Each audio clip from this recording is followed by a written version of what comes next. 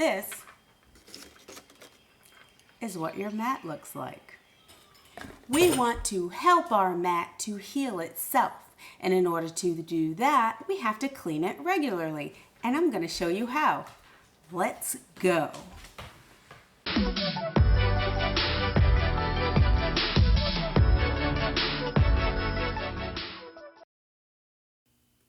A self-healing mat is a mat used for crafting and sewing purposes to cut materials and protect cutting surfaces from blade damage. Self-healing mats are made of many fibers compressed together to form one flat surface. This is my little fake forest. Just kidding. This represents your cutting mat and the fibers of your cutting mat and how they stick straight up. When you use something sharp to cut on your rotary mat, the fibers just move out of the way. When you don't use something sharp, oh no, they don't come back. Sorry. We want to make sure that we're helping our self-healing mat heal itself. And by doing that, we have to ensure certain amounts of maintenance. I am not one for cleaning my rotary mat, and you will see because I will show you close-ups of it. Gross. It was pretty grody. Now, in order to maintain your mat, one, you want to make sure that you are only cutting with sharp utensils, or this is going to happen to your fibers, and they are not going to come back, y'all. You're going to have huge areas where it's difficult to cut. So, you want to make sure, one, that you are always cutting with a sharp utensil. Two, don't use things like adhesives, tapes, and glues around your cutting mat.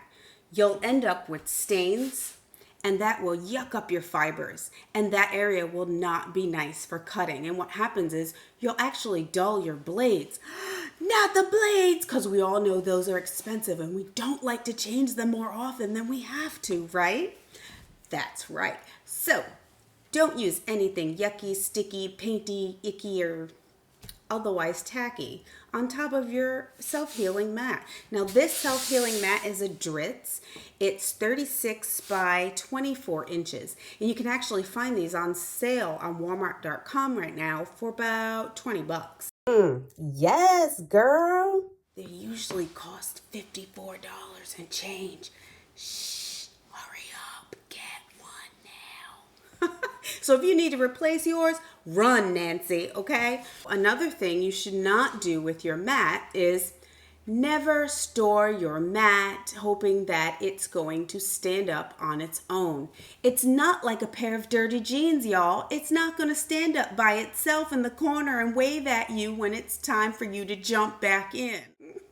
So yes, you cannot store these standing up unless they're supported on both sides. So what you would probably do is maybe hang it. You could clamp it to something if it's going to be stored right side up, but I would never have it rolled.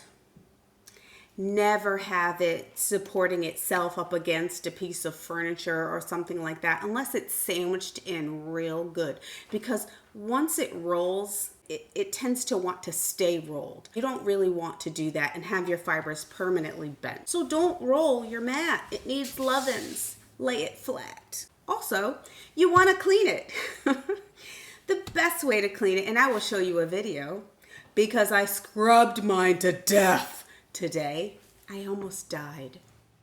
It did make me want to just buy a new one. What you will need to clean your mat is a couple of drops of Dawn dish soap. Do not use moisturizing dish soap because you don't want to infuse oils into your mat.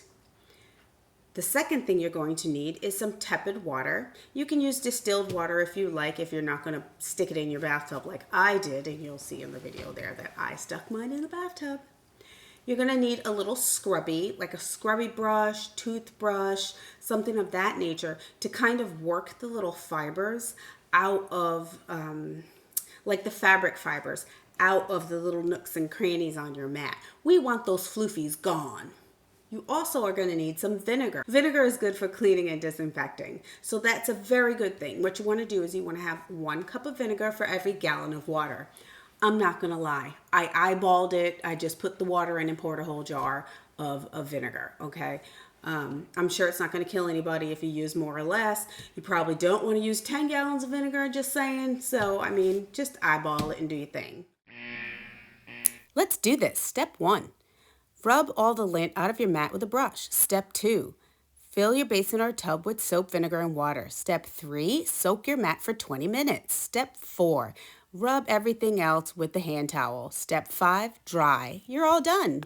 It's always important to maintain your supplies, and this mat is definitely a lifesaver. Thank you for coming and watching my video. I hope you have a wonderful Tuesday. I hope you enjoy the rest of your week. I hope that you take time to clean your self-healing mat, and I hope that you don't forget to like, subscribe, click that notification bell so that you could be in the running to win a $25 Ellie and Matt gift card.